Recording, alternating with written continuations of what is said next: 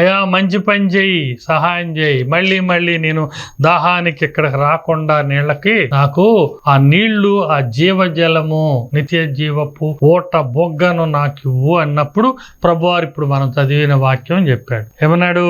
సరే నీకు నీళ్ళైతే నేను అందిస్తాను, అయితే నువ్వు ఒక పని చేయి అన్నాడు. ఏంటి ఆ పని?